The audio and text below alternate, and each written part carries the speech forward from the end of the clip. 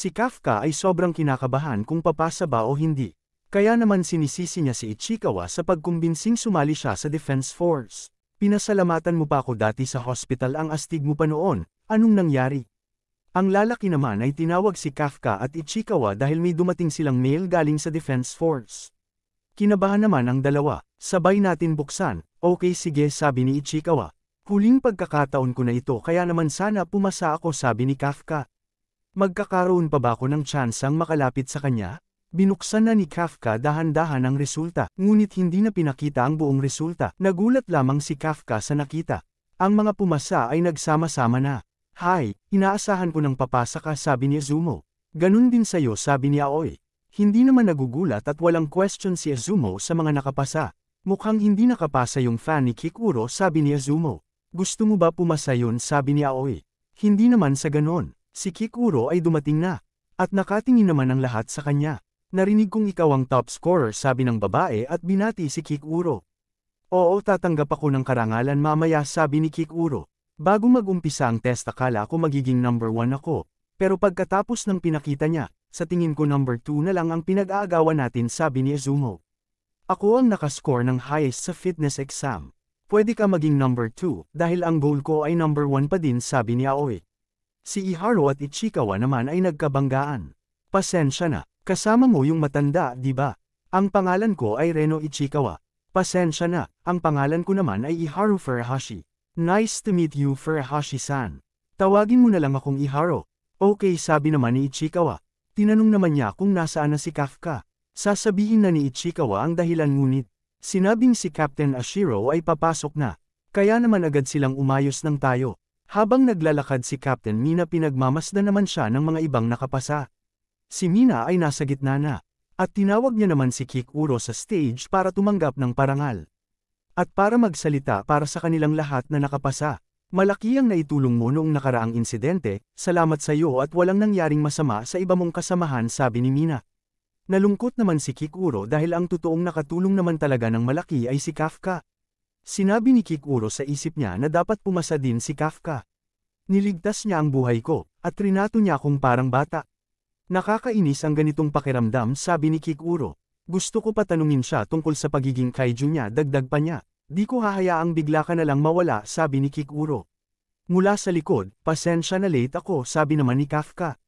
Nag-blush naman si Kikuro sa nakita.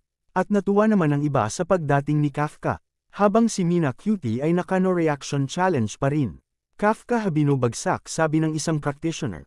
Sinabi naman ni Hoshina na kukunin niya si Kafka. Alam kong puro bagsak ang mga numero niya. Pero sa actual combat siya lang ang tanging nakahanap ng weak point ng kalaban. At tumulong sa mga kasamahan niya nang hindi prioridad ang kill points. Hindi lahat ng tao kayang gawin yon.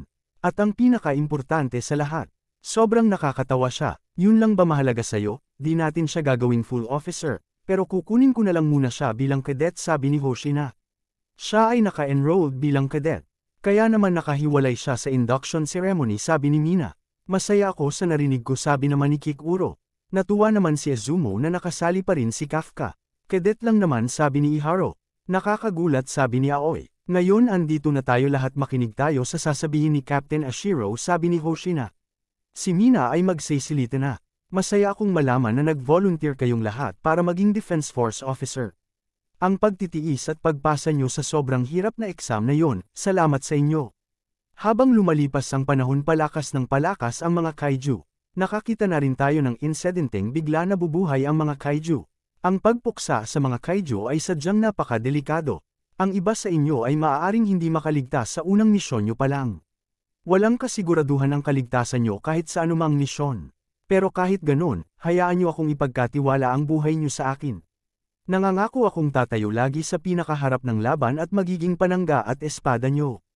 Si Kafka naman ay feel ang speech ni Captain Mina at sinabing, masasamahan din kita makipaglaban sa tabi mo balang araw Mina sabi ni Kafka ng malakas.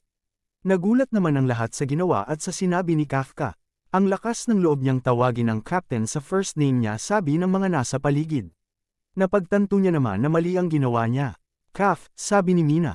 Kafka Habino, ang pagsingit mo at pagbasta sa superior mo ay kabostesan. Magbigay ka ng 100 push-up sabi ni Mina. di ko sinasadyang lakasan ang pagkakasabi ko noon, sabi naman ni Kafka. Tawang-tawa na naman si Hoshina sa ginawa ni Kafka. Sa tingin ko magaan na parusa ang binigay mo, Captain, sabi ni Hoshina. Napansin naman ni Hoshina na parang ngumiti si Captain Ashiro. Kaka-rating niya pa lang at nagiging patawa na siya, sabi ng babae. Sabi ko naman sa'yo nakakatawa siya ang lugar na ito ay medyo boring minsan, kaya naman kailangan natin ng tulad niya, sabi ni Hoshina. Hindi naman talaga yun lang lahat. Simula noong nabuhay yung mga kaiju, bigla kami nakakita ng 9.8 na fortitude. Di ako sigurado, pero sa parehong oras may vital sign ang biglang nawala. Kafka Habino, may kakaiba akong nararamdama sa'yo, sabi ni Hoshina. Hindi lang dahil sa 0% ang suit aptitude mo. Pananatilihin ko siyang malapit sa paningin ko hanggang malaman ko kung ano ba talaga meron sa'yo, sabi ni Hoshina. Si Kafka ay tapos na mag-push up. Pinapalakpakan naman siya ng mga kasamahan niya. Habang bagsak si Kafka dahil sa pagod. Tinawag naman siya ni Kikuro para mag-usap. Hindi ba pwedeng dito na lang, sabi naman ni Kafka. Siyempre hindi pwede, sabi ni Kikuro. Magko-confess ka na ba ng nararamdaman mo, sabi naman ni Iharo.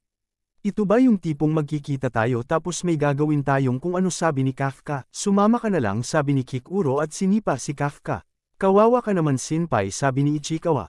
Kumain ka ng kaiju at naging kaiju ka, di ako makapaniwala, napakamasiba mo, sabi ni Kikuro. Di ko sinasadyang kainin yun, sabi naman ni Kafka. Ang ingay nyo, sabi ni Ichikawa. Sa tingin ko dapat na nating sabihin ang tungkol sa akin, baka sakaling magamot pa nila ako, sabi ni Kafka. Hindi pwede, kahit hindi ka nila tapusin. Ay lalaan mo naman ang araw-araw mo para pag-aralan ka nila. At saka siguradong hinding-hindi ka magiging Defense Force officer. Ganun ba? Kung ang kapangyarihan ng isang kaiju ay sapat, naririnig ko binabalatan nila ito matapos talunin at pag-aaralan para gawing sandata. Posible ring mangyari sa'yo yun, sabi ni Kikuro. Takot naman si Kafka sa narinig. Kikuro, pakiusap, wag mo ako isusumbong, ayaw ko mabalatan, iligtas mo ang matandang tulad ko, sabi ni Kafka. Sinipa niya naman si Kafka dahil sobrang kulit. Niligtas mo ang buhay ko kaya naman itatago ko ang sekreto mo sa ngayon. Pero kapag oras na nalaman kong isa kang napakasamang kaiju, hindi ako magdadalawang isip na tapusin ka. Si Ichikawa ay nagulat. At si Kafka naman ay sinabing aasahan niya si Kikuro sa oras na mangyari yon. Si Ichikawa ay tumatakbo sa training area, at may mga lumalabas namang target sa iba't ibang lugar, at natatamaan niya naman ito ng maayos. Natapos ni Ichikawa ang training exercise niya ng 2 minutes and 35 seconds. At nagkaroon ng estimated combat power na 18%. Si Vice Captain naman ay nabibilib kung gaano kabilis lumakas si Ichikawa sa loob ng maikling panahon. Nakagawa na naman si Reno ng best record niya, sabi ni Iharo sa isip niya. Bigla na siya tumakbo at ganado sa training. Siya ang nagmamadali matapos ang training dahil ayaw niya malagpasan siya ni Reno. Nakatapos naman siya ng 2 minutes 15 seconds at nagkaroon ng 20% estimated combat power. Nanalo ako kaya wag kang magyabang, Reno, sabi ni Iharo. Di ako nagyayabang, sabi ni Ichikawa. Habang nag-uusaw sila, nakatapos naman si Kikuro ng 1 minute 16 seconds. At may estimated combat power na 55%. Kahit pagsamahin niyo pa ang score yung dalawa, hindi niyo ako matatalo, sabi naman ni Kikuro. Grabe, pinagmumukha niya lang akong average, sabi naman ni Azumo. Tsaka mo naintindihin ang mas malakas sa'yo, andito pa akong pumapantay sa combat power mo. Tinignan naman ni Azumo ito at may 25% na rin si Aoi. Gagawa ako ng bagong best ko, sabi naman ni Azumo. Nagulat naman silang lahat nang marining nila na may 1% combat power na si Kafka. Sobrang saya naman ni Kafka sa 1% niya. At hinabol ni Kafka si Kikuro para pilitin na sabihing magaling siya. Ang saya-saya mo, 1% ka lang naman, sabi ni Kikuro. Kafka, ano yun, Vice Captain? Hindi ka magiging full officer sa kung ganyan kabagal ang pag-unlad mo, may 3 buwan ka na lang para patunayan ang sarili mo, sabi ni Hoshina. Tumakbo kayo ng 10 laps sa perimeter at matatapos na ang training nyo ngayong araw. Nagrereklamo sila, kaya naman ginawa na ni Vice Captain na 15 laps. May mga kakumpetensya na agad sila sa loob ng grupo nila. Oo nga mukhang kahit wala ako sa paligid nila magpapalakas sila ng sila-sila lang. Dahil ang pagkukumpetensya nila sa loob ng grupo siguradong magpapalakas lalo sa kanila. Matapos ang nakakapagod na araw, si Kafka ay nasa bathhouse at nagrereklamo kung gaano kalupit magpa-training si Vice Captain. Nalala mga nakita sa palakihan ng muscles, Reno. Halos wala naman pagkakaiba ang mga muscles nating dalawa, pareho lang tayo lagi ng fitness evaluation score. Mas makulat pala si Reno kesa sa inaasahan ko, sabi ni Azumo. Tumayo naman si Kafka at sinabing wag na sila magpi-abangan ng muscles. Dahil mga rookie pa sila pagdating sa mga muscles. Ang ganda ng pagkabulk ng katawan mo, sabi naman ni Iharo. Ngunit nawalan na ng hangin si Kafka at bumalik na sa original ang katawan nito. Tinawanan naman ito ni Iharo at sinabing mukhang nasiraan ka ng katawan. Si Ichikawa naman ay nagpipigil ng tawa at sinabing napakasama ni Iharo. Mangyayari din ito sa inyo kapag umabot na kayo ng mga 28, sabi naman ni Kafka. Tuloy pa din naman ang tawa ni Iharo. Mag-arm wrestling na lang tayo, sabi ni Kafka. Sige, magaling ako dyan, sabi ni Iharo. Bakit napakaingay naman ngayon dito, sabi ni Aoi, nakakapasok lang ng bathhouse. Sila ay tumalon sa pool at sinabi ni Iharo na nag-uusap lang sila kung gaano sila kapatpeten. Matagal-tagal ko na ding hindi nagagawa ang ganito, sabi naman ni Kafka. Si Captain Ashiro ay umiinom ng juice. Nang biglang pumasok sila Kikuro at nagulat. Ayos lang, paalis na din ako, sabi ni Mina. Maraming salamat po, sabi naman nila. Kamusta ang pakiramdam mo, sabi ni Mina. Ayos lang naman ako, salamat, sabi ni Kikuro. Pinagmamasdan naman ni Kikuro ang mga muscles ni Mina at iniisip kung paano naging ganun kaganda ang muscles ni Mina. Ano yun? Inisip ko lang kung paano ka nagkaroon ng ganyan kagandang muscles. Ang ibig kong sabihin pala ay ano ang training na ginagawa mo, say ni Kikuro. Tumayo ka sa harap ko, ipapakita ko sa iyo ang mga basics, sabi naman ni Mina. Nabigla naman si Kikuro at nagpasalamat sa pagkakataon. Habang inaantok na ang tigre ni Mina, ang mga boys naman sa bathhouse nagkwekwentuhan pa din. Bakit kayo sumali ng Defense Force, sabi ni Iharo. Kung gusto mo magtanong, ikaw muna ang mauna, sumagot, sabi naman ni Izumo. Sumali ako dahil kay Captain Ashiro. Dahil noong middle school niligtas niya ako, simula noon gusto ko na maging tulad niya, sabi ni Iharo. Gusto ko din maging katulad ni Captain Ashiro, sabi ni Izumo. Ako din, sabi naman ni Aoi. Ang astig ni Captain Ashiro sa mga poster at sa mga documentaries, kaya naman gusto ko din maging tulad niya, sabi ng napadaan. Talaga bang maraming nai-inspired na tao si Mina, bulong niya kay Ichikawa. Siya ang bayani ng ating henerasyon, kaya naman ganon, sabi ni Ichikawa. Ano naman ang dahilan mo, tanda, sabi ni Iharo. Ang sa akin ay, nagulat silang lahat sa nalaman. Si Captain Ashiro ay kababatang kaibigan mo? Oo, sabi naman ni Kafka. Tapos parehas pa kayo nangako na sasali sa Defense Force, na parang sweet childhood promise, ganun ba? Si Kafka ay paalis na dahil ayaw na magkwento. Pero hinayla siya pabalik at pinilit na magkwento pa ng mas marami tungkol kay Captain Ashiro nung bata pa sila. Tapos na maligo sila Kikuro at nakita nilang nakahilata ang mga lalaki sa sahig. Ano ba yan, mga bangkay, sabi ni Kikuro. Masyado silang nagstay sa bathhouse ng matagal habang pinag-uusapan si Captain Ashiro, kaya naman ganyan, sabi ng isang babae. Napaka-maniakis nyo talagang mga lalaki, sabi naman ni Kikuro. Ang panibagong araw ay nag-umpisa na naman. At umpisa na rin ang training ng mga baguhan. Sila ay nag-aaral din tungkol sa paggawa ng mga strategy. Sila ay sabay din naliligo at nagkukumpetensyahan kung sino ang unang lalabas. Sa pagkain naman ay may nangyayari pang agawan. Nagsisinay din sila maging Superman. Galit ang tiger ni Mina kay Kafka dahil amoy kaiju. At mga babae lang ang gusto. Kapag pahinga nila sila ay nagkwekwentuhan. Sabay din sila nagsisilpilyo tuwing umaga. Tinuturuan rin nila ang isa't isa para maiwasan ang malagasan sila sa hinaharap. Habang si Kafka naman ay hirap buhatin ang baril niya dahil sa 1% na combat power niya.